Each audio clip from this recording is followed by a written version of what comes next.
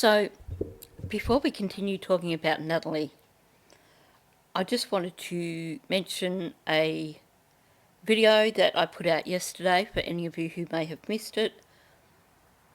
This case is one that immediately, within a few minutes of watching Plunder's coverage of it, I found myself sitting here just going, no, no, no, no. Basically, there are so many red flags here.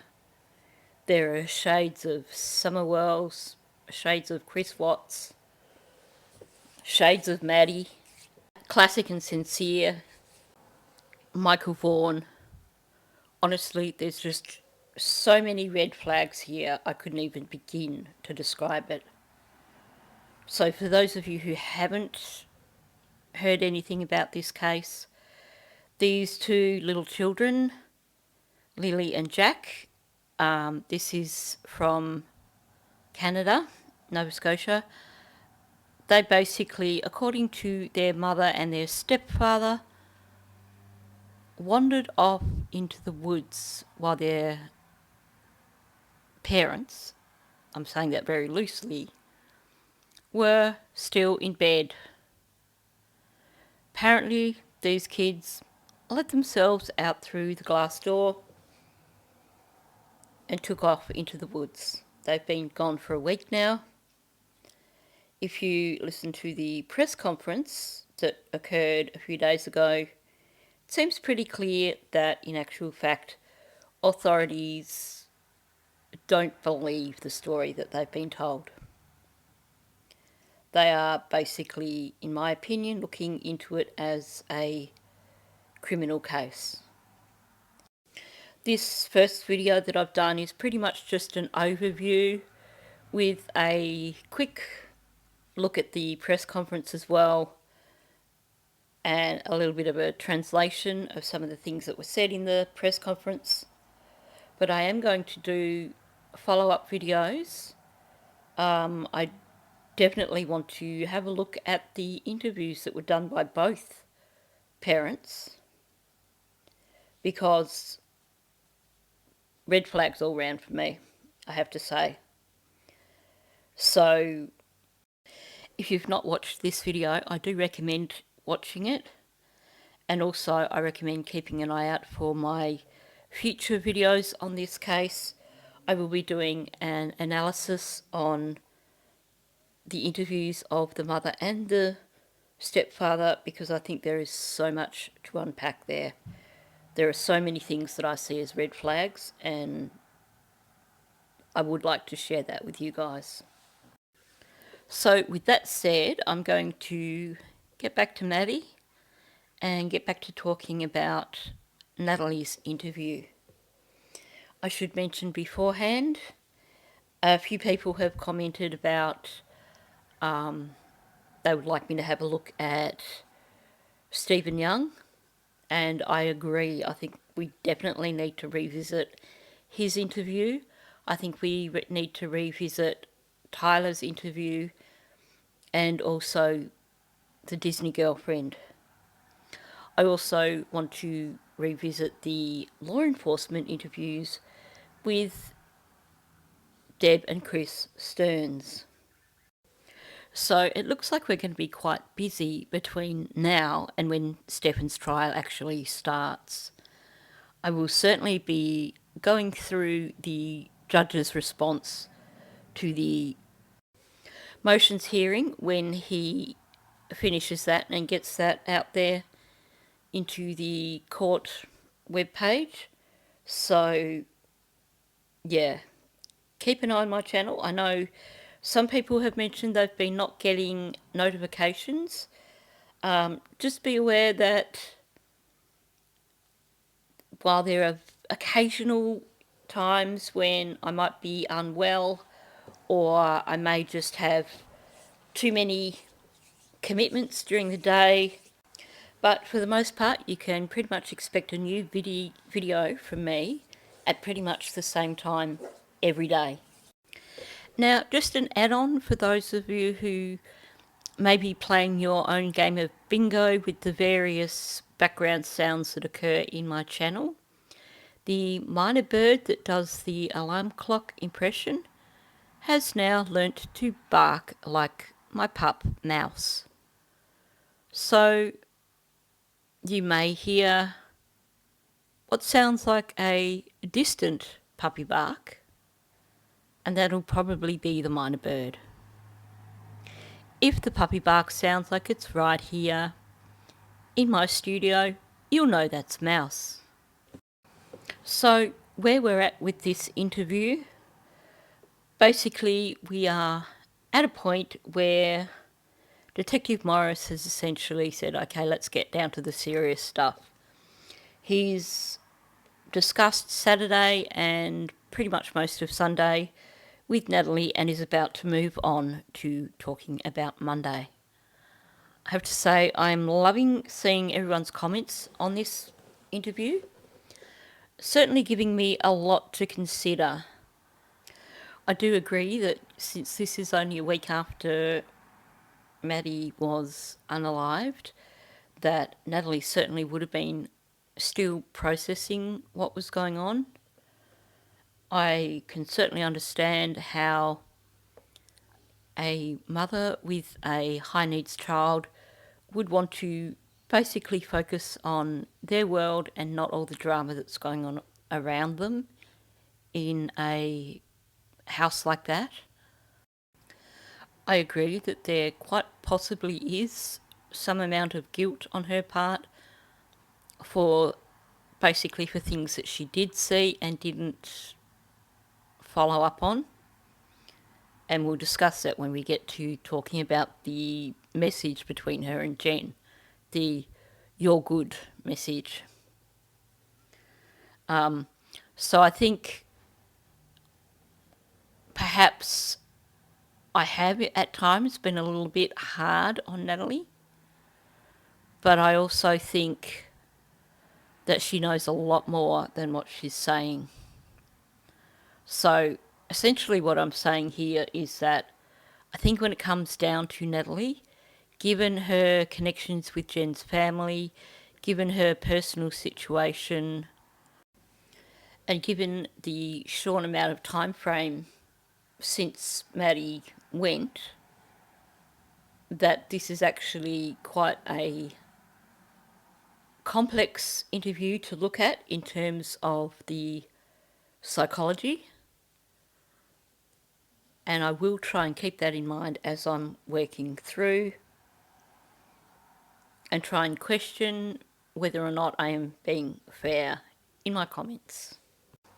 I will say one thing that I am absolutely certain of, and that is that she really did not want to give any concrete information in terms of just when Stefan was actually living in that household. Of course, this is all stuff that I'll discuss as we continue through the interview. So on that note, let's just make a start. All right, at any point on Sunday evening, Sunday night, did you see Angelica, Jenn, Maddie, or Stefan at all? No. No. No, Okay. I didn't even know Stefan was here. So I pointed out in the previous video that I had reservations about her claims that she kept her TV on really loud because of how very sensitive to loud noises people with autism are. I think it would have been physically painful for her son for her to have a TV blaring, especially if he was trying to sleep. Sure, I can imagine having it going quietly on in the background, but not having it blaring.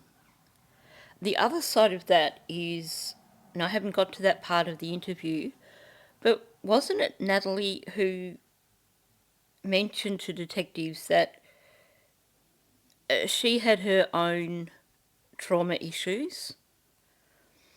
Now, I would imagine that most people with a bit of a PTSD kind of background would have a similar reaction in terms of if you were in your room at night, you wouldn't want to completely drown out the sounds from outside of your room. It's that fight or flight response, or fight, flight and freeze, but you know what I mean. Because it wouldn't feel safe to not be able to hear what's going on outside of your room. So I do question whether or not she had her television as loud as she claims. Which of course then begs the question, she claims that she didn't know Stefan was there. Well, if he arrived, and we know he did because it is shown in the phone data, he arrived at 8:45. Now she's saying her son went to bed at 8. She doesn't actually say what time she finally went to bed herself. She just essentially said that he goes to bed, that's her time for quiet time. If he arrived at 8:45 and presumably had some sort of conversation with Maddie, you would not necessarily hear what was being said, but in a household where you live with all females, where the male that had lived in that household had been absent for 3 months, had moved out 3 months ago, you would be aware of the sound of a male voice in the house.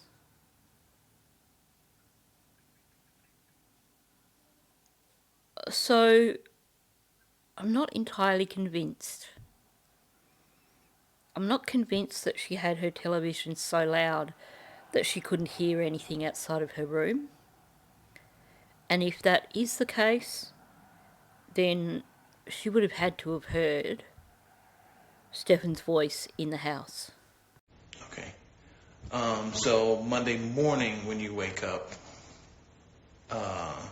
you said you are adamant that you got to leave by 7:45. Mm-hmm. Okay. So your routine, I know there's a bathroom upstairs. Mm-hmm. I don't think it's necessarily attached to your room, right? You got to come out of your bedroom to go to the bathroom? No, it's inside. Okay, so yours is It's inside. a master. Got it. Okay. So your routine is get up, you do whatever in the bathroom, come out, get changed, get your son ready, and you guys go. Mm-hmm. Okay. Now, when you go and you're leaving your bedroom, did you see anybody that morning? No. Okay. Did you hear anybody that morning? No. Okay. When you were coming out of your room, you have to pass bedrooms 3 and 4. Is that right? Mm-hmm. Okay. Were either of their doors open? No. So they were closed, or you don't know? They were closed. It's funny how, for such a small, echoey house, nobody ever seems to hear anything. Apparently they sleep through everything, or they just don't hear a single thing. Because apparently once you're behind a shut door, even though it is a small house, even though there's no carpet to dull the sounds, they still don't hear anything. I know I sound like I'm being a bit cynical here, but she said that she has to be out of the house by 7:45. Now, most people do need about an hour to get ready of a morning. I don't imagine that Stefan would have taken Maddie out to the car much earlier than when he left, because of the risk, of course, of anyone spotting her. Meaning that sometime between 7 and 7:30, I believe, he was carrying her out of room 4 and down those stairs. And I just can't see that as being something that would be an overly quiet exercise. I guess the argument here is probably that her TV was still blaring out. convenient, isn't it? Okay. When you walked downstairs and you were going out to leave, was Jen's dog wandering around anywhere? Jen's dog is typically sleeping next to the couch. Okay. But I don't remember seeing him. Okay. I usually see him on the couch. So if I tell you I saw, it's because I typically see him on the couch. But okay. I can't really say if I remember seeing him. She is somewhat non-committal there. And I understand, because you would question whether or not, when something is so regular that it is a normal thing, then you would question whether or not you saw it. But the fact that she's bringing it up and saying that she can't say, like, typically he's sleeping next to the couch or on the couch, but she's basically saying she doesn't recall seeing him that morning. It could just be because it is such a common occurrence that if she saw him, she didn't register it, or it could just be that she really didn't see him that morning. One of my theories that I've stuck with from day one is that Stefan basically needed to control Sailor. He needed to tie him up somewhere or put him somewhere so that he could not interfere with Stefan taking Maddie out of the house. You can see in the photos there was definitely a bond between Maddie and Sailor, and Sailor would have been protective. It's just what dogs do. He would have sensed something was wrong, and he would have been wanting to get to Maddie. So if Jen's dog story is true, this would also explain why we never heard about it from Stefan, because basically it would be something akin to admitting guilty actions. He could claim that he went and got the dog and took it for a walk, but if he actually did get Sailor, put him on a lead, and either tie him up somewhere in the house or lock him up in the room upstairs or something like that, then that's a topic that he's just going to want to outright avoid. So it's certainly, what Nathalie is saying here certainly makes me go back and think more about the Sailor story. Now, when you leave, do you remember if Jen's door was open or closed? Her door's always closed, like with this much of space so that the cat can come out. Okay. Do you happen to look, be nosy or whatever it may be, and you look towards that to see if the door is open, or could you see anybody inside, hear anybody inside? No, it was like any other morning. Okay. And Now here's a bit of a random thought. We have accounts from Jenn and Stefan of him going into Jen's room that morning. So even though their accounts don't actually match, I'm going to say that we can be pretty confident that Stefan did go into Jen's room. Now, we know directly from Jenn that the cat sleeps in her room at night, so she uses a door stopper to keep it shut just the right amount so that the cat can get in and out, but so the door isn't going to just come open.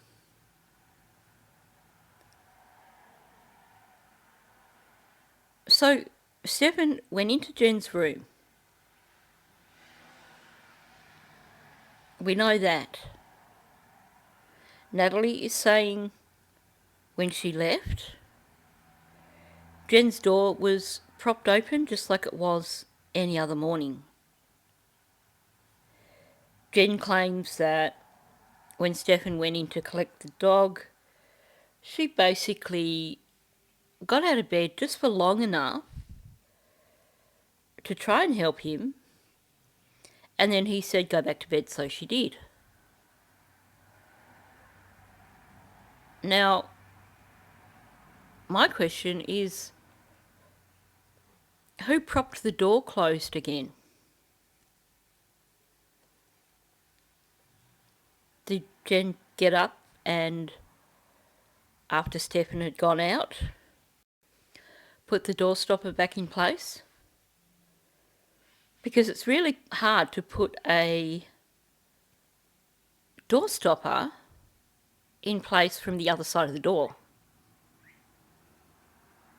And yet, listening to Nathalie, she seems to think nothing was out of the ordinary with Jenn's door, meaning that the door stopper must have been in place. So if Jenn actually did get up and put the door stopper back in place, was there no interest in going to say good morning to her daughter? Or did she know that Maddie wasn't in a position for her to say good morning to?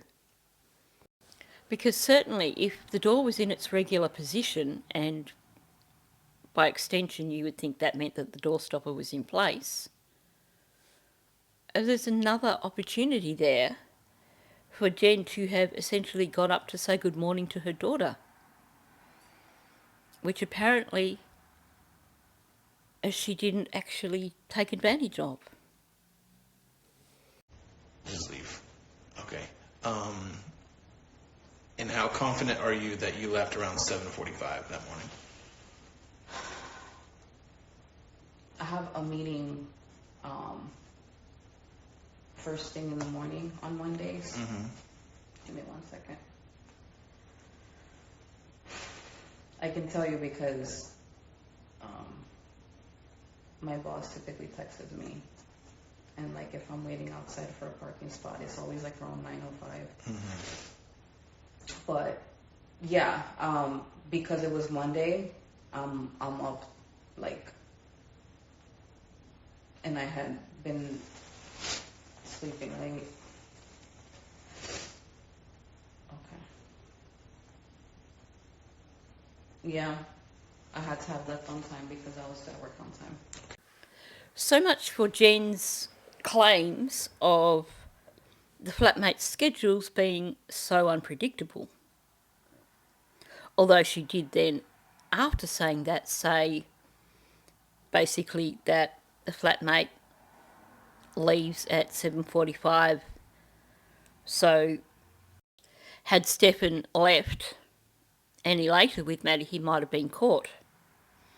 Well, now that we hear Nathalie saying that Monday mornings, she's definitely got to be on time because she has meetings, puts that whole thing of him having to get Maddie out of the house before Nathalie comes down in a whole new light, doesn't it? Because I bet Jenn knew that being a Monday morning, they could expect Nathalie to be quite punctual in coming down the stairs. And that's why this comment of, had he been any later, he might have been caught out, came to mind. And perhaps even she was aware of how soon after Stefan left the house that Nathalie came downstairs. Because, I mean, let's be real, that comment from Jenn about had he been any later, he might have been seen by a flatmate, that was a huge red flag to me. And it did make me think that maybe she knew precisely what time Nathalie had come downstairs that day and precisely what time Stefan had got Maddie out of the house. Okay, now, when you say you're leaving on time, you're leaving right at 7:45 or before that? Right at 7:45. Okay. Did anything seem out of place downstairs? Did you see something that may be on a counter or a table or anything that you don't really see on a daily basis? No, no. The table is typically cluttered with stuff. Mm-hmm. Whether it's like Valentine's Day stuff or whatever arts Maddie was doing. Mm-hmm. No, it didn't feel any different. It felt like just another day. So the question there, of course, was he was trying to find out if she saw any tools on the table. But rather than asking her directly, did you see anything out of place on the table, he asked her if she saw anything out of place downstairs and gave her the list of, like, on the counter or the table, and she homed straight in on the table. Well, the table's usually cluttered. The thing is, when we look at that body camera footage from the night after they reported Maddie missing, it was hard to tell what was on that table, but there was something that looked like a pink bag, like maybe a birthday present, and then some kind of long black thing with another bit of black on the side. But that's all that was on that table. So did somebody clean off that table at some point in time during the day? Because we have this account from Angelica where she clearly noticed these tools on the table. We have this image from the body cam footage where there's pretty much nothing on the table. And now we have Nathalie focusing in precisely on the table. And while, yes, it was one of two things that he listed, she could have spoken to anything downstairs in that apartment, but she went straight to talking about the table and saying that it's normally cluttered, so you wouldn't see anything out of place there anyway. Now, I'm not going to worry about going and fossicking through all the forensic photos this time round, but I do recall quite distinctly, quite clearly, seeing one image of that table with the warrant sitting on the table. And of course, it was really clear to see. It's not like the table was cluttered. So again, I can't help thinking that Nathalie just did not want to get involved. She didn't want to say anything that may compromise her friendship with Stephanie. And maybe she just really didn't want to be involved. Because it sounds... And of course, I mean, he probably got the tools out later. So that's also a possibility. But it seems like she saw nothing unusual. She heard nothing unusual. She knows nothing. Now, I could understand in terms of, we know that it appears to have been Maddie's drink bottle that was left on the counter in the kitchen area. And I'd imagine if she saw that, she probably thought Maddie was going to collect that before she went to school. Because 7:45 is too early, normally, for them to be leaving the house. So certainly that's not something that she would have considered out of the ordinary. Except, of course, for the fact that, according to Jenn, that drink bottle stays in Maddie's bag up until the point when Maddie's getting ready to go to school. So maybe she didn't see anything that morning on her way out the door. And, you know, to be honest, who's fully awake at that time of day. But it also seems really convenient to me that she saw nothing, heard nothing, knew nothing. I just kind of struggle to get past the knowledge that that was a small townhouse and noise would have carried. And being a small townhouse, when you're going in and out up those stairs all the time, you would notice things being out of place. Her saying that she can't remember seeing Sailor, that to me suggests that she did see that out of place. I don't know. Maybe I'm being overly critical. Okay. All right, let's get into Maddie. Anytime when you would leave to go to school, have you ever seen Maddie getting ready in the morning for school or anything like that? So Maddie typically wakes up when I'm about to like head out. Mm-hmm.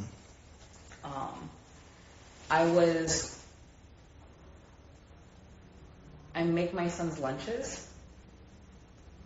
So I'm like downstairs by like 7:40 making lunches. And sometimes I would see Maddie get up, but then sometimes she was late. So it was really yes and no. And then I think that there were times where she may have been sleeping over her grandma's house. Now, when you hear her saying that she's downstairs making lunches at around 7:40, that's even cutting things more finely in terms of Stephen getting Maddie out of the house. Jenn would know that Nathalie's downstairs making lunches around that time of the morning because, according to Jenn, they get up around 7:30. Maddie gets herself ready while Jenn prepares breakfast, meaning that, wouldn't that mean Jenn and Nathalie would be both in the kitchen area at the same time? Most mornings, Jenn preparing breakfast for Maddie and Nathalie preparing lunches to go.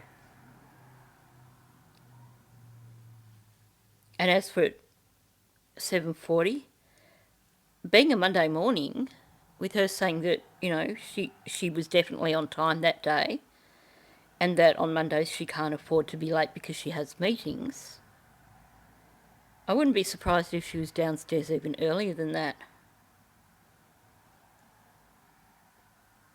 So that really does put Jenn's comment in a whole new light.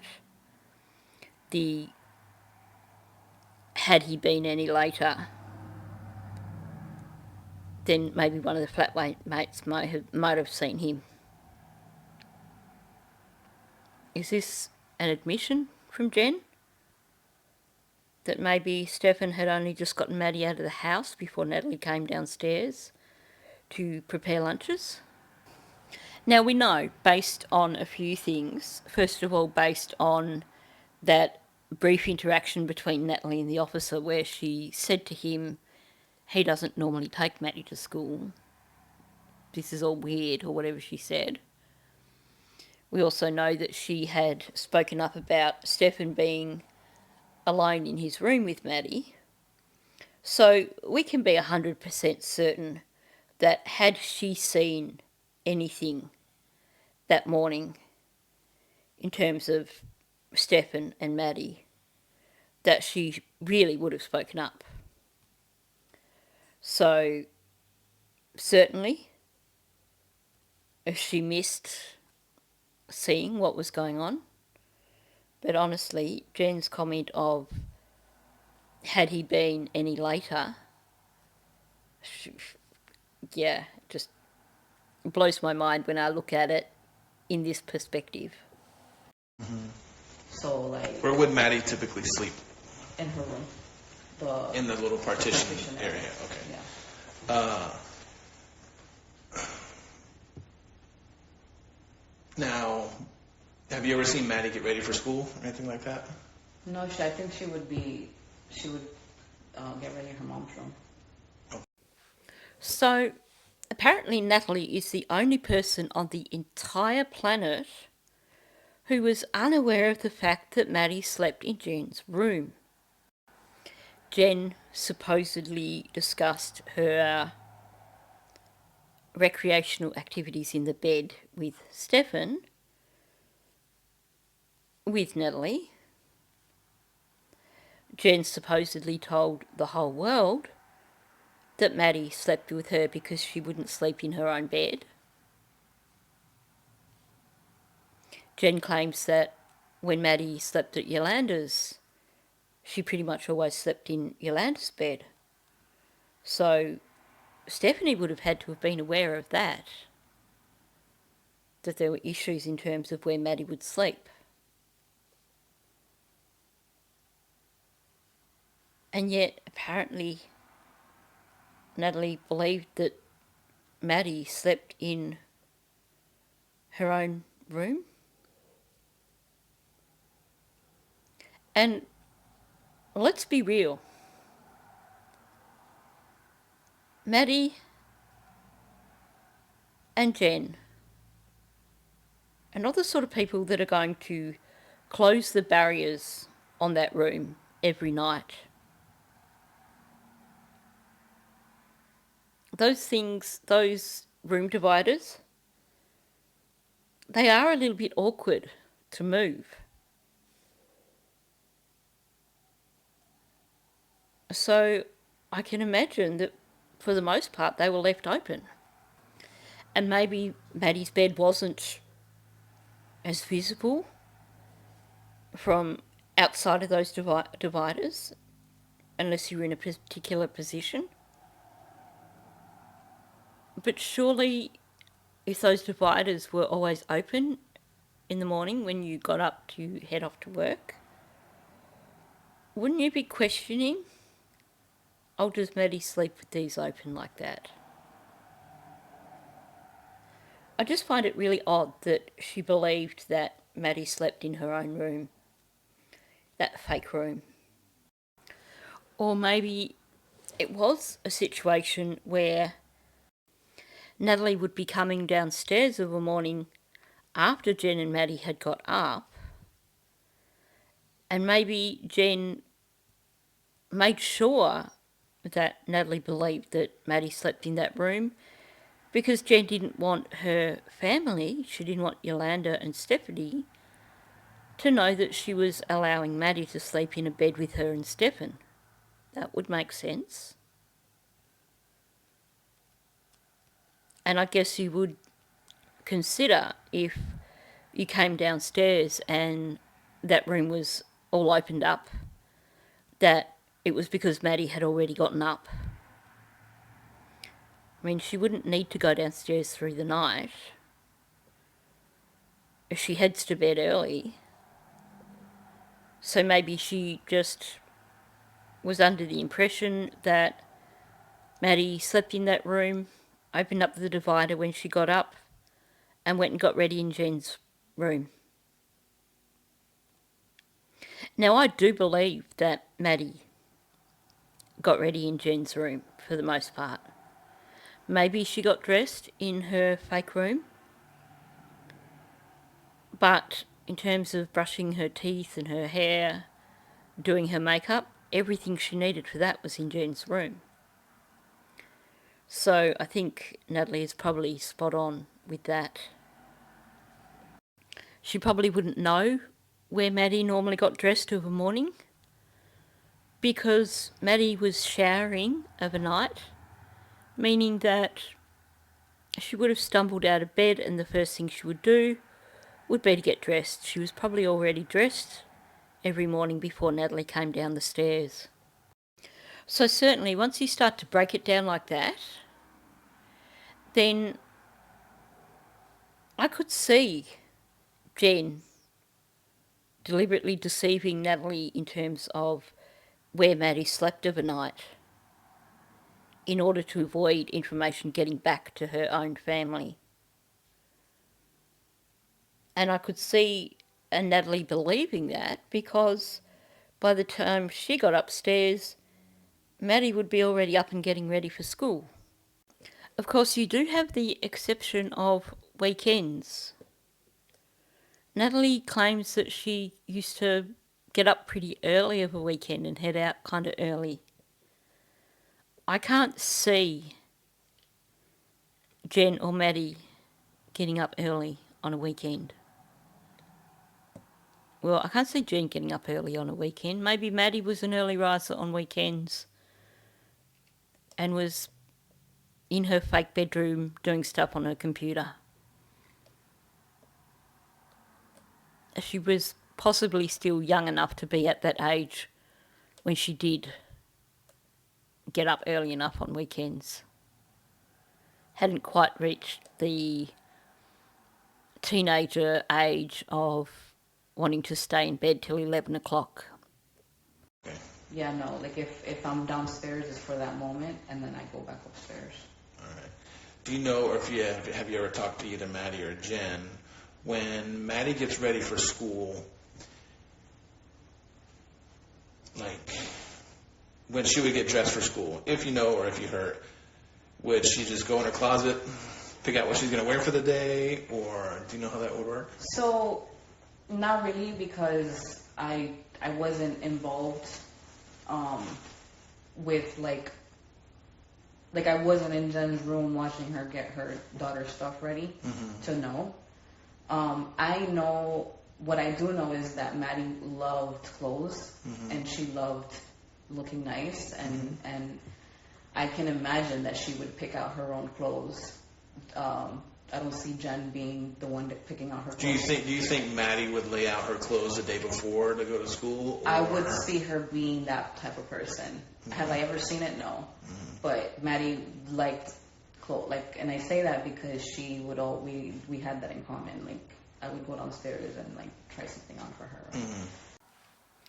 So essentially she's saying she really doesn't know what the actual routine is in terms of Maddie getting dressed of a morning, but she can't see Jenn picking out Maddie's clothes for her. She's saying, Maddie likes nice clothes. We've got that in common. So I would imagine that she would pick out her own clothes. And I would agree with that. Looking at the photos that we've seen of Maddie, she certainly seems to like nice clothes. And also, from what we know of Maddie's personality, I really can't imagine her being one of these compliant 12-year-olds that allows their mother to choose what they wear. So I agree with her on that. As for her saying that she believes Maddie would lay out her clothes the day before, I really don't agree with that at all. She's, I think, projecting there. She's basically thinking that because her and Maddie share a love of nice clothes, that everything about Maddie in relation to clothes must be the same as how it applies to her. So it sounds to me like she is the sort of person who would lay out her clothes the night before so that she's got them ready in the morning and just get dressed and go. But at the same time, this is someone who is working a full-time job, has to get up early, has to be super organised early to get her son out the door so that she can drop him off before she goes to work. So she's looking at different situations here. Maddie is a teenager who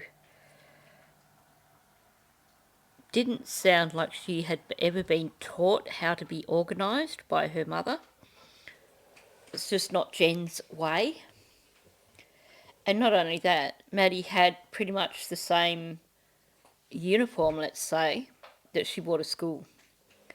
So I think in terms of the assumptions that she's making here, yes, I would agree. Maddie probably almost certainly would have chosen her own clothes, but knowing what I know about ADHD, knowing what I know about Jenn, the likelihood of Maddie being the sort of kid that would lay out their clothes the night before seems pretty slim. And to be honest, how many teenagers do lay their clothes out the night before? It's generally not. That's a far more adult concept.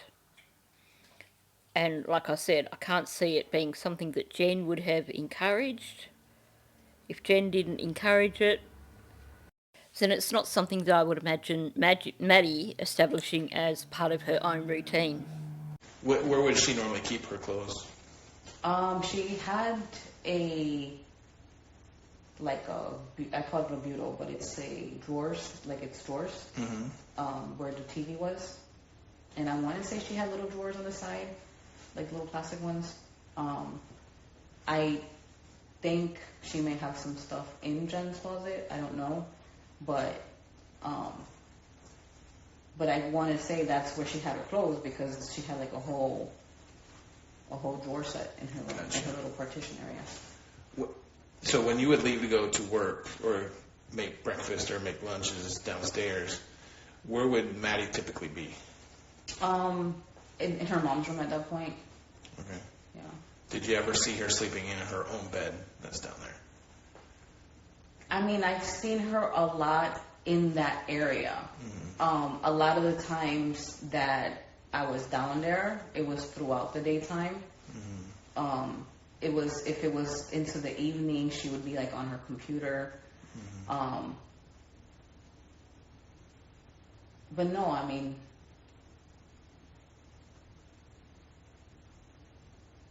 no, I guess she had the area closed off too, so I guess I never really saw her tuck in. I was always in and out. I mean, she would be in there all the time, but as far as a full night's sleep, I guess I don't know. I wasn't paying attention. So notice how now that the topic is moved on to Maddie, she's not talking in circles. She's not talking in half sentences. She's not being evasive. So I think that she is genuinely telling her truth here, which makes me think that Jenn probably did want Nathalie to believe that Maddie slept in that room. Especially, it's interesting because he asks her about, when you leave of a morning, where's Maddie? Well, she's in Jen's room by that stage. So it seems like her belief is that by that stage, Maddie had gotten out of bed, gone into Jen's room to get ready. And he asks her about where Maddie keeps her clothes. Well, probably in that room, because she has all those drawers.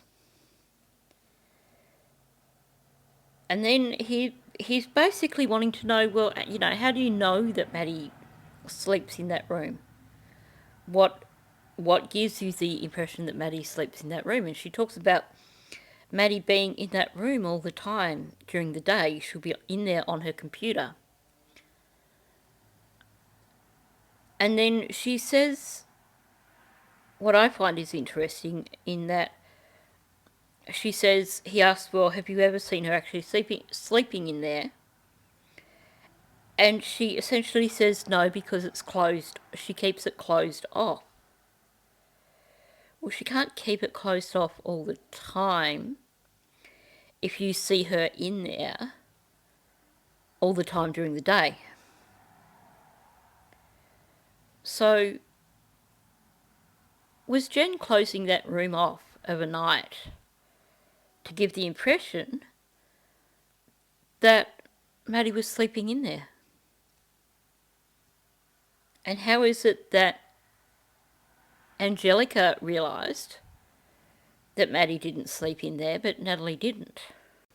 But the reason that I say that it sounds like Nathalie is being completely upfront here is that you can hear her coming to this dawning realisation that actually she only presumed Maddie slept in that room, and she'd never actually seen evidence that Maddie did sleep in that room. She's coming to the realisation that, sure, she's seen Maddie in that room during the day, but she claims, well, I never paid any attention, but she's also saying because she kept the room closed off, and that's why she didn't know. Well, it could be both, I guess. And maybe it could be, and maybe given more time to process, it could be that it was routine to close that room off at night time to give the impression that Maddie was actually sleeping in there, as opposed to sharing a bed with Jenn and Stefan. I mean, you get here where she's talking about, on one hand, Maddie being in the room all day and everything, and then this whole saying, no, she's never actually seen her sleeping in there. You get this really, really long pause from her. And that's very different from what we've seen elsewhere in this interview, where basically to stall, she kind of goes off on a tangent and she talks around in circles. We tend not to see these long pauses from her. And that was a heck of a long pause. So it could be that the long pause was because she realised she was in dangerous territory and didn't want to admit that she knew that Jenn had Maddie sleeping in a bed with her and Stefan. Or it could be that she genuinely believed that that's where Maddie slept. And maybe that's why that room was kept permanently set up. Because Jenn didn't want her family to know that she had Maddie sharing a bed with her and Stefan. And she knew that she had her sister's best friend living in the house. And didn't want her talking to Stephanie about it. I'm in two minds here. Let me know your thoughts on what she's saying here. I'm definitely leaning towards her having this sudden realisation that actually she's never seen if Maddie's slept in there. But I could also see motivation for wanting to be evasive, because she's been pretty clear throughout this interview that she doesn't want to be involved and that she's seen nothing and knows nothing. Did they ever talk about if Maddie would sleep with Jenn? I mean, I want to say yeah. I want to say yeah because their alarm, whenever Maddie's alarm would go off, it would go off in her mom's room. Okay, well, back up a minute there. She's claiming that she believes that Maddie slept in that fake room because Maddie was in there all day. She never noticed if Maddie slept in there or not because it was closed off, even though she just said that she could see Maddie in there all day. So she never really noticed if Maddie slept in there because she didn't really pay attention, but she paid enough attention to know that Maddie was in there all day. And now he's asking about if Maddie had ever slept in Jenn's room. And she said, yes, because whenever Maddie's alarm went off, It went off in Jen's room. Well, wouldn't that mean that most people set their alarm every day, other than weekends? So wouldn't it mean that, at the very least, every weekday Maddie was sleeping in Jen's room? So I think that answers that question. I think that long pause, where she then tried to say, actually, no, I've never seen Maddie sleeping in that room, was her trying to figure out how to tackle that question without admitting that she knew what was going on. Hence the reason she suddenly came out with, I've never really paid attention. Because, like I said, she paid attention enough to know that Maddie was in there on her computer a lot of the time. So after trying to give Nathalie the benefit of the doubt, she's just shown that she's very good at contradicting herself. She's shown that she's actually not overly credible, and it certainly makes me question if she's trying to protect Jenn here. Do you know roughly what time her alarm would go off? Like 7:40, like 7:35, 7:40. Okay. Only because I heard it, Mm-hmm. and that's around the time that I'm getting ready to leave. Got it. Okay. So she's saying here, Maddie's alarm goes off in Jen's room. It goes off around the time that she's getting ready to leave.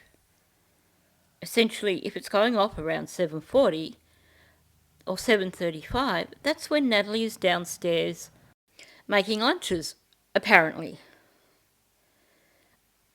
Now, if you hear someone's alarm going off, wouldn't you automatically presume that the location where the alarm is going off is the location where they sleep? So, she's contradicting herself. How could she possibly believe that Maddie slept in that fake room when she's now saying, oh, well, Maddie's alarm always went off in Jen's room. And I know it did because that's when I was downstairs getting ready. And how could she not know that Maddie was sleeping in Jen's room when Angelica knew? Just maybe the reason that they've not deposed her at this point in time is because she's really, really not a credible witness. And I think, were they to put her on the stand now, the defence team have access to this interview,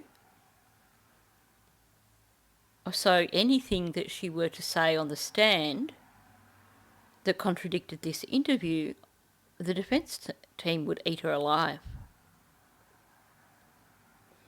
So it is possible that we may not see her in the list of depositions because of her lack of credibility, because of all the contradictions in her statements.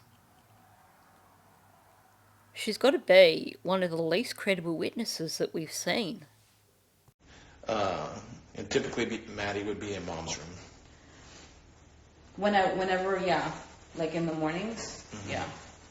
Okay. Have you ever known, before I answer that, what was the relationship between Stefan and Maddie? I always saw him because they had been in each other's, like, and he had been in Jen's life for such a long time. I always kind of felt like that was a father figure to her. I say that, like, I say that really brokenhearted right now, but that's the way I saw it. Like, I saw him making food and like taking out the dogs, taking out the trash, and like being that type of person in that type of role in their lives. I think that there wasn't a moment where I felt like he could ever hurt her. Okay, can we just acknowledge that her saying basically he seemed like a father figure because he'd been in Jen's life for so long?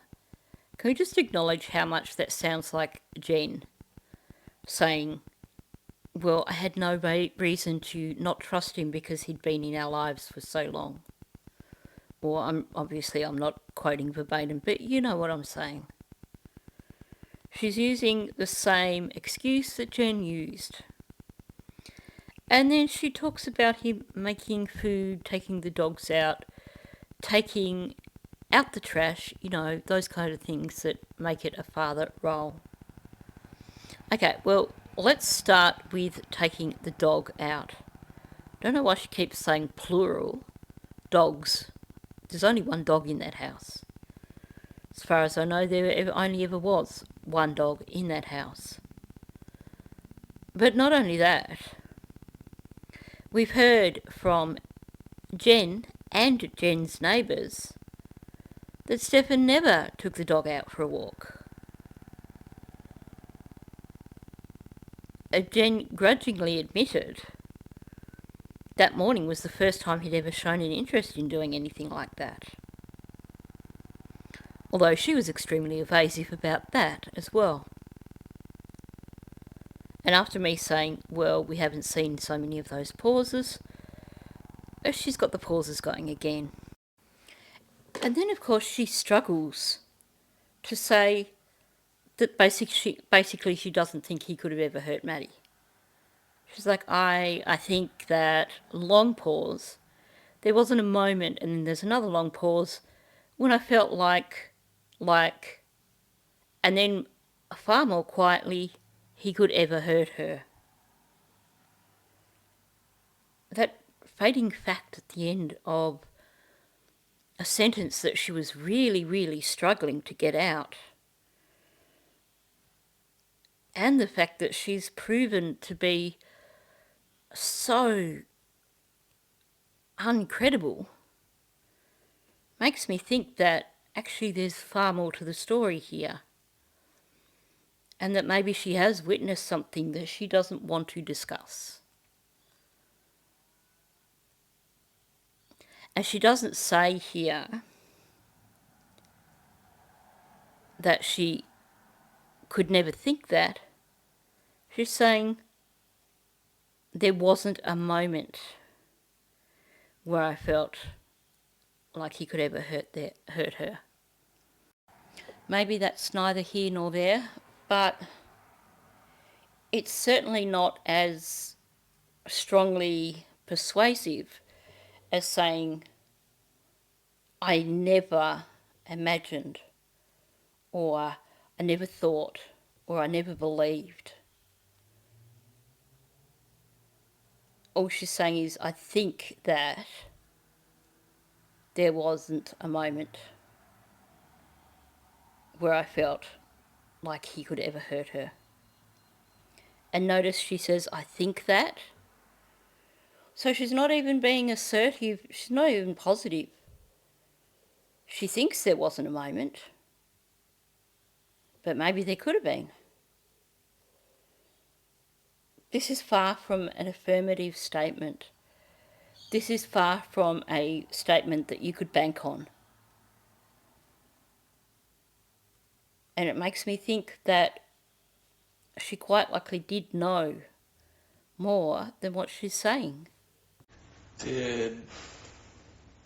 So when Maddie's alarm clock would go off when she's getting ready for school, and you're saying she's sleeping with Mom, would Stefan also be in the room? So for the last couple months, I didn't even know they were together because if he was there, it was for that moment. He wasn't staying overnight. Um, like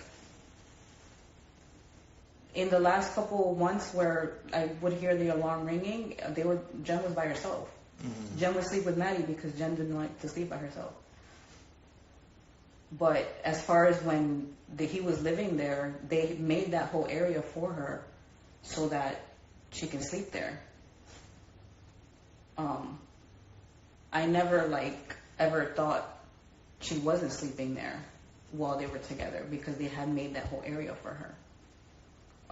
When these last couple months that I've noticed Maddie sleeping in Jenn's room is because she was by herself. It never occurred to me that if they were ever in the same bed together like that, because they had made this area for her. And at some point he was sleeping on the couch, so I just. You know what? It was the worst thing for this case when Kiss Me took over. Because this detective is spineless. And I don't like criticising professionals. But she's been lying to him throughout this entire interview. And she's just basically flicked over several times here with her narrative, constantly changing it. She has outright lied. You can't dress it up any other way. She has lied. She talks about how she knows Maddie was sleeping with Jenn because, she heard Maddie's alarm clock in Jenn's room. So there were times when Maddie was sleeping with Jenn, but she admits that she basically heard that alarm clock every time in Jenn's room. So she's already lied about that. There might have been occasions because I heard Maddie's alarm clock, but actually, by the way, I heard Maddie's alarm clock in there every day. And now he's asked her, well, was Stefan also sleeping in that room? Was Maddie in there? And she knows that she's just made a major blunder here by admitting that actually Maddie was sleeping in Jenn's room all the time, and she knows this because of the alarm. She doesn't turn around and go, okay, well, for Maddie's sake, let's tell the truth. No, she's still going to bumble around, and whether it is because she doesn't want to be involved herself, whether it's because she's protecting Jenn, or being loyal to Stephanie, which means protecting Jenn, she just lies. She has established so clearly that basically she knew Maddie was sleeping in Jenn's room because she heard the alarm, and she heard the alarm because it was going off around the time when she was downstairs preparing lunches. Now, you can't tell me that Maddie only started setting her alarm after Steph had moved out, because that doesn't make sense.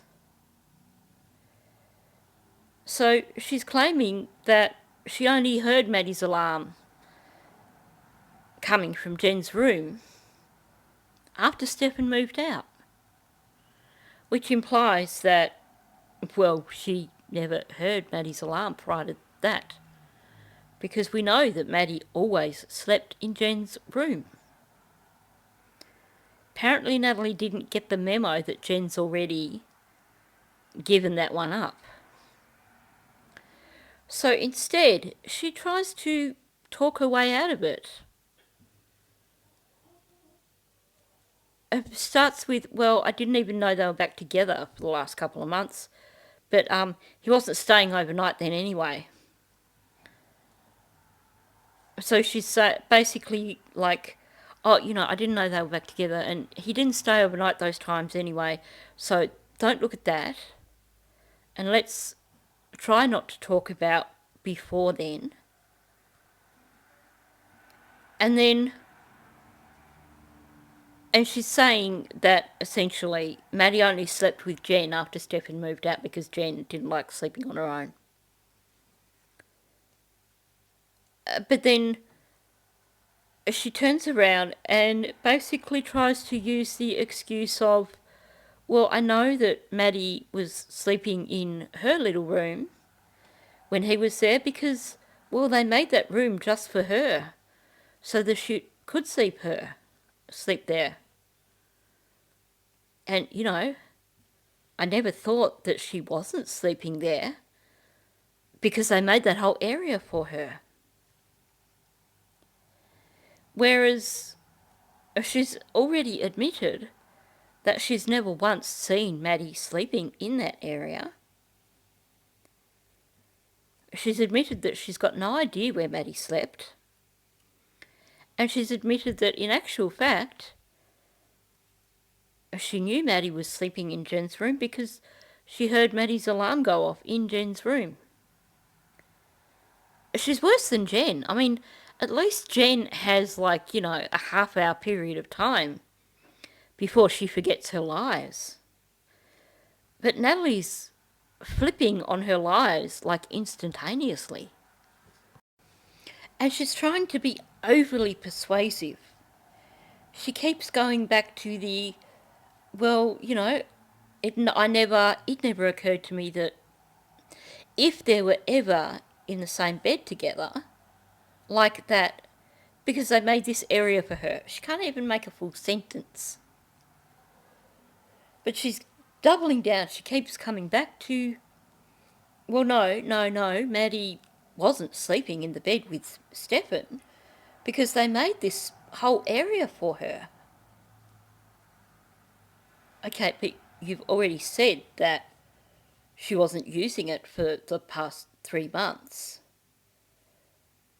So why would you think that before that was any difference?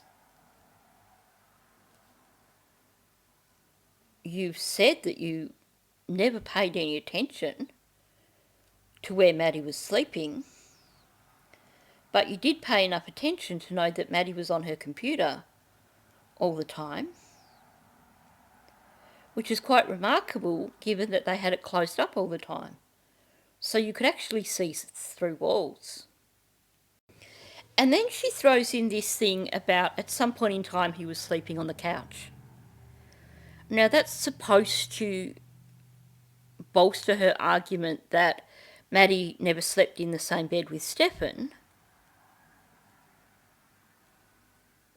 But it doesn't really connect with the Maddie never slept with Jenn. When Stefan was there, Maddie always slept in her room. What's the point in making the argument about Stefan sleeping on the couch if you're also trying to make the argument that, well, Maddie wouldn't have slept in Jenn's room because she had her own room? There's no logic to her argument here. She's trying to find ways to get around her screw-up of basically admitting that she knew Maddie was sleeping in that bed because of Maddie's alarm. And she's trying to talk her way out of it by saying things like, well, at some point in time he was sleeping on the couch, inferring that when he was sleeping on the couch, well, then he couldn't have been sleeping in that bed with Maddie and Jenn, could he? Meaning that essentially at that point when he was sleeping on the couch, even though they had made that room specifically for Maddie, so that of course she slept only there, the inference there is, well, he slept on the couch so Maddie would have been sleeping with Jenn on those occasions. She's hedging her bets. But the base of the matter is that she's lying. she can't on one hand claim that she always hears Maddie's alarm going off in Jenn's room. And then when asked about adding Stefan into the scenario, suddenly Maddie's alarm's clearly not going off, because she doesn't say, oh, no, because I heard her alarm going off in that little room. No, doesn't come up with that. Comes up with, well, she had to have been sleeping in that room because they made it for her. No mention of the alarm because apparently Maddie only set her alarm after Stefan moved out. This woman is amazing. I tried so hard to give her the benefit of the doubt. But she's lying. She has just given multiple versions of one story. And to be honest, I couldn't give a damn what her motivation is. Whether it's her not wanting to become involved in the case, whether it's her protecting Jenn, or her being loyal to Stephanie. Because at the end of the day, the whole point of this interview is about getting justice for Maddie. She seems to have forgotten that. She's so busy trying to figure out her lies, trying to cover Jenn's ass, that she's forgotten why she's there in the first place. At any point did you ever see Stefan alone with Maddie? There was only one time where I had sent a message to Jenn.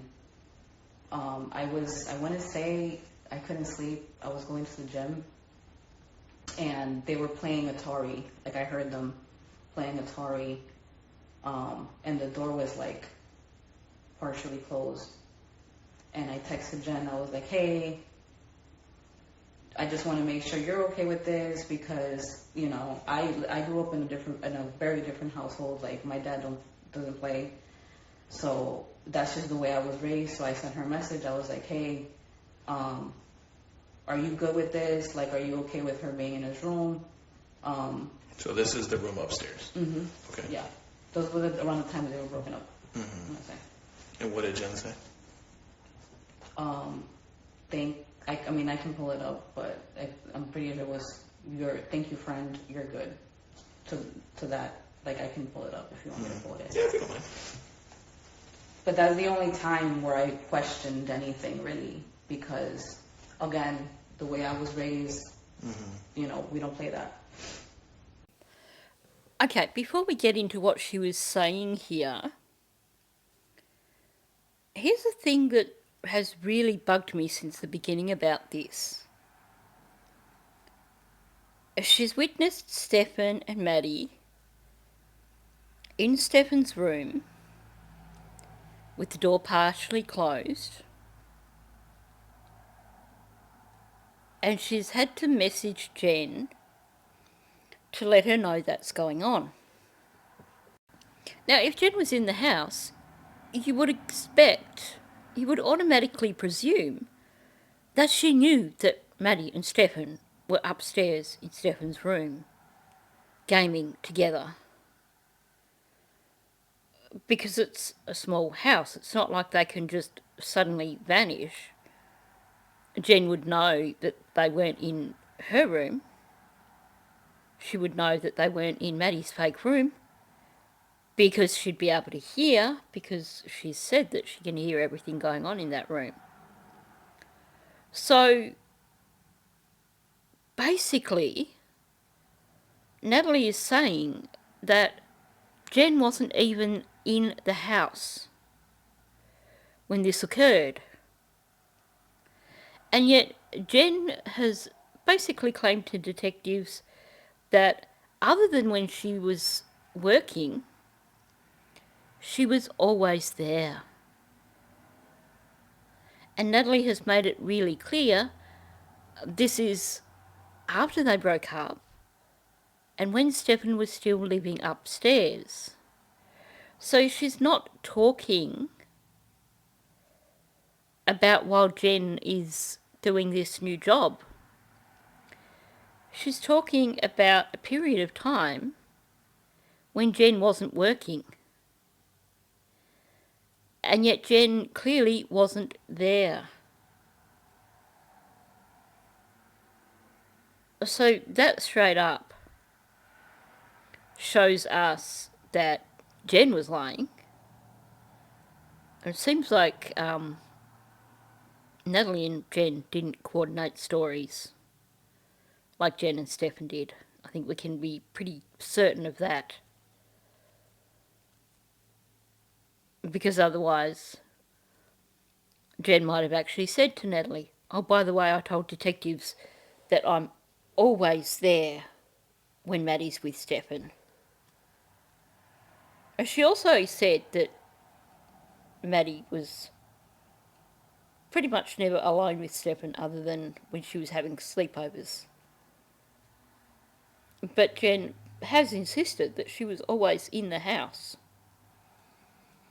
Nothing could have happened because Jenn was always in the house.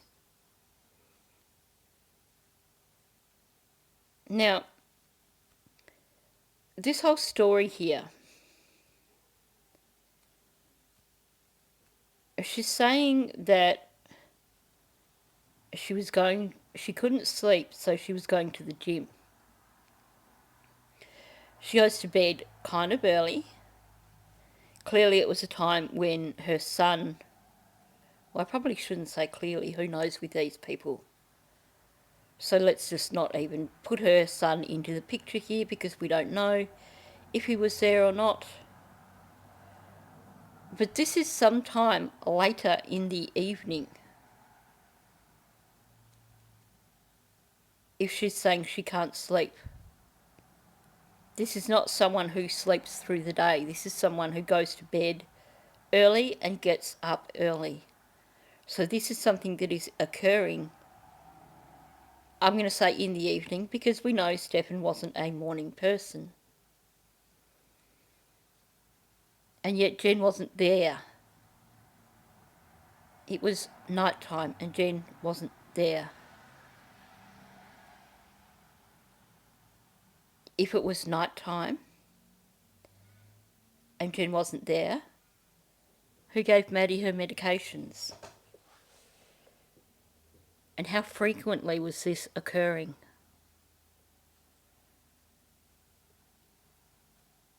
Because it sounds to me, we heard a comment in the derivative use interview about Jenn having other relationships after her and Stefan broke up.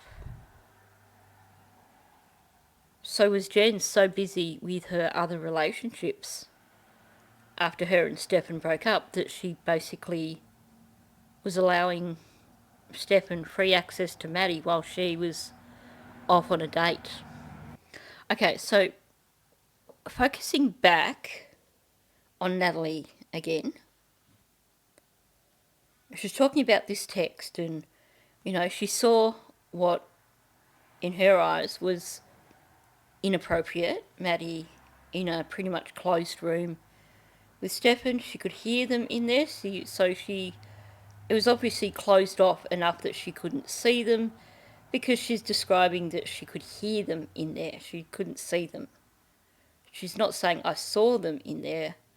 She's like, I could hear them in there playing Atari. And she sends this message to Jenn, gets the response, "Thank you, friend, you're good." And I'm going to hope that this detective at least got a copy of that text. And then she finishes with saying that that's the only time when she questioned anything really.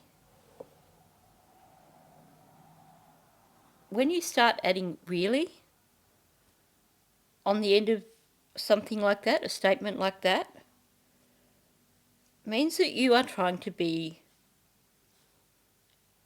extra persuasive. I didn't eat that last lolly, really. You hear that from kids all the time. It wasn't me, really. It's the defence of, I'm guilty, but please believe me, I'm going to sound innocent by saying really.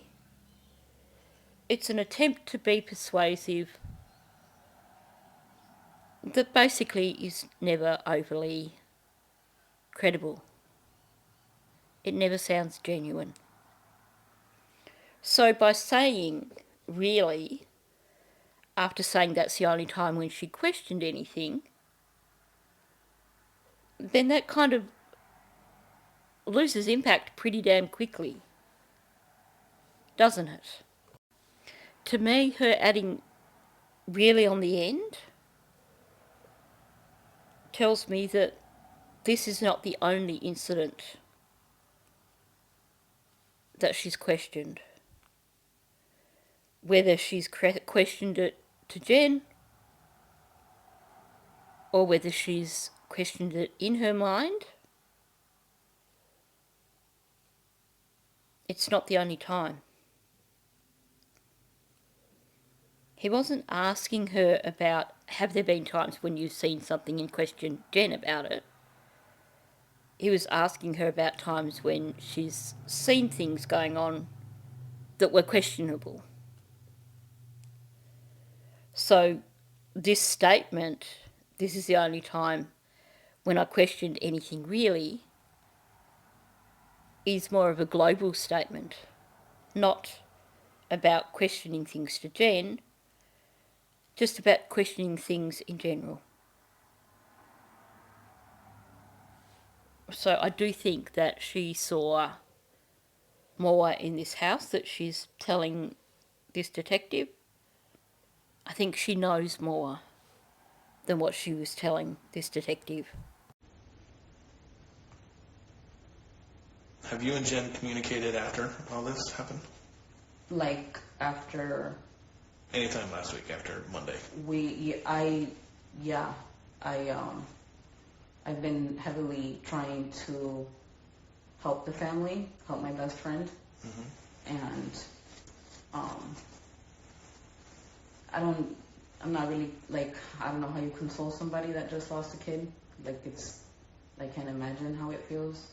I don't ever want to know how it feels. The only thing I've spoken to her is just, I'm here. Like, whatever you need, getting clothes from her house. Like, I'm here to help. That's, like, as far as the communication with her, how it's been. Did she ever tell you what happened? I don't, like, I'm speaking to you coming from a place of not knowing anything. Like, I've been very much affected by it because I myself, like, have a history of abuse. So, like, I always told myself that, like, I would protect myself and my son from this. So it being so close to me, it's affected me in ways that I didn't think it would. Now, in all honesty, I'm not even going to try and guess if she's being honest or telling the truth here in terms of communication with Jenn since all this happened. She's saying that, she was there to support her best friend. So basically drawing her line in the sand and saying, the first priority there is Stephanie, her loyalty to Stephanie. But then she's saying that, she's offered to support to Jenn in terms of saying, well, I'm here if you need me, and getting clothes from the house. So she's claiming that she's had minimal interaction with Jenn, really. And she's also saying, look, it's that awkwardness of not knowing what to say to someone who's lost a child. And I can understand that. And I would say that's probably a genuine thing coming from her. Because it isn't a situation that comes with a handbook that tells you how to deal with it. And even if it's something that is so close to you emotionally, you don't know where you stand in terms of what to say, how to deal with it. And certainly, most parents are going to look after the needs of their own child first before involving themselves in a situation like this. So I can imagine that she probably wasn't connecting with Jenn that much. Although, given that she was living at her parents' house, then, she could have left her son with her parents to go and spend time with Jenn. But I can totally understand the awkwardness, the not knowing what to say, not knowing what to do, all that sort of thing. But like I said, she's blown her credibility out the window now. So, for all I know, they could have sat down and had a conversation. But listening to this interview, there's certainly a lot of things that they haven't discussed. I think all we can be certain of at this point in time is that this is basically consistent with her other answers that basically beg this whole separation from the entire thing. I didn't see anything, I didn't know anything, I didn't hear anything. No, I haven't spoken to Jenn afterwards because I didn't know how to cope with the situation. I'm not anyway involved in this. Don't look at me, go interview someone else. I can't tell you now if this is genuine coming from her anymore. If she is genuinely wanting to separate herself from the whole situation. And that's why she's being evasive. Or if she's protecting Stephanie and by extension protecting Jenn. Or if there's a bit of all those things. Or what the heck is going on. Now, she genuinely sounds emotional when she says about having her own history of abuse. So I'm certainly not going to try and claim that that's not something that didn't occur to her. Really, at the end of the day, that's not important for this case. Unless, of course, it is just an excuse to not answer these questions. But because she sounds emotional, it makes it tricky. I mean, it could just be that she's emotional thinking about what happened to Maddie. But here's the thing I do have a problem with. The fact that she's admitting that, she has got her own history of SA shows that she knows what happened to Maddie. And yet she's not angry with Jenn. Because surely blind Freddie can see that Jenn enabled it. She said herself about that instance when Maddie was upstairs with Stefan and Jenn said, "Thank you, friend, you're good." That to me would say, in retrospect,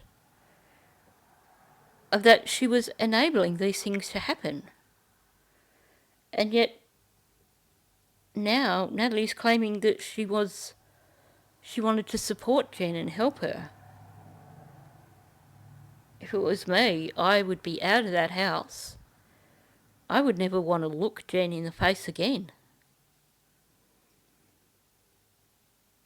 And it's interesting that she's saying this now, that, you know, she wanted to be there for Jenn. And, you know, I'm here to help and getting clothes and everything like that. Because everything else she's said in this interview has basically given the opposite impression. The impression that actually she didn't want to be involved in this in any way. So it's a bit of a contradiction.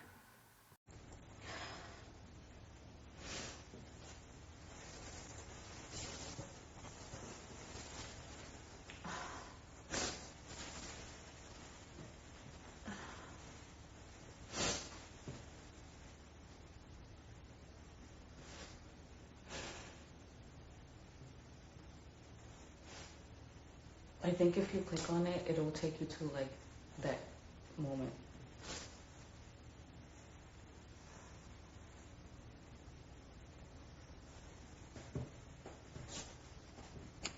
Did you have any other text messages between you and Jenn about Maddie or Steven or anything like that? No. So this, of course, is something that they would no doubt check because they completely downloaded Jenn's phone. So if there were any additional text messages in relation to that, then they'll have them. Okay, I feel like I'm really not getting ahead with this interview. I feel like it's a slow process. But I do want to stop there because then the conversation turns to things that may have been out of place, may have not been out of place, and we get the discussion of how she found out that Maddie was missing, her seeing those blankets bundled up in Maddie's room and stuff like that. And I think that's something that needs a lot of attention, meaning that if I was to cover that on this video, I would probably be working till midnight trying to get it done, or I wouldn't get the video out till tomorrow. So, and I think too, I just find with Nathalie, it is such a challenge to listen to because of her word salad, because of all her contradictions, that I can only deal with so much of her at a time before I need to stop and process for a while. So I'm going to finish this one here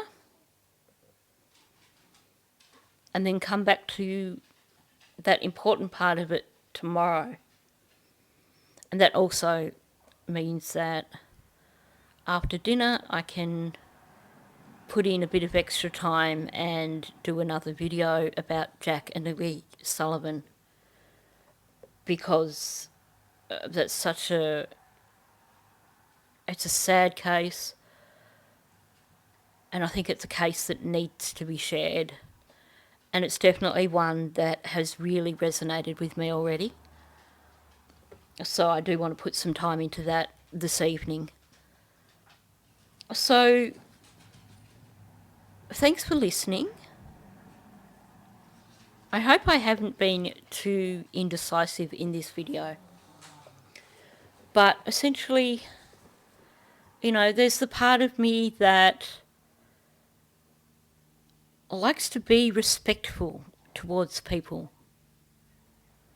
And I acknowledge that in this particular case, the people that we should be coming down hard on are Jenn and Stefan.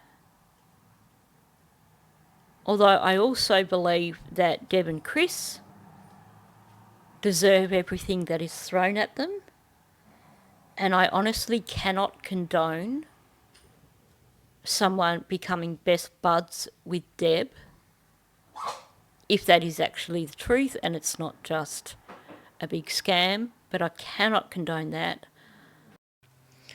because to me that's got nothing to do with justice for Maddie. That's got everything to do with clicks and money. But yeah, going back to Nathalie, I have come into this with the approach that it's not her fault what happened to Maddie, and she was only a flatmate. She was living there, but she didn't have a role in anything that happened to Maddie. But then, as I listen to this particular part of the interview, and it becomes so clear how much she has lied to this detective, to me that's her basically putting Maddie last, just like everybody else. So it is difficult trying to be professional, trying to be respectful, trying to show respect to people who weren't involved directly with what happened to Maddie. But at the same time, trying to find the truth. And I think that I realise now that in order to find the truth, I can't be just the nice guy when someone has so clearly lied. So, of course, I'm very, very much looking forward to reading your comments on this video, because it just seems this is one person that I've really struggled to wrap my head around. And like I said, I think it's that bias of not wanting to be this person who just jumps in and criticises everyone. This need to try and see the best in people, when I really should be just thinking, how is this serving Maddie? That needs to be the main question when we look at these interviews. And if I'm being too nice on someone who's quite obviously lying, I'm not serving Maddie. I'm not doing anything for Maddie's case. So, yeah, I'm very much looking forward to hearing your thoughts on this part of the interview. I guess it's that thing of, I need to make sure I'm headed in the right direction here. I need to make sure I'm not being overly critical, or on the flip side, that I'm not being too kind. I need to make sure that I am still working for justice for Maddie and not being swayed by anything else. So on that note, thank you for listening. If you are new, please subscribe to my channel. And of course, please hit the like button and please leave a comment below. Thank you, and I will catch you in the next one. I've been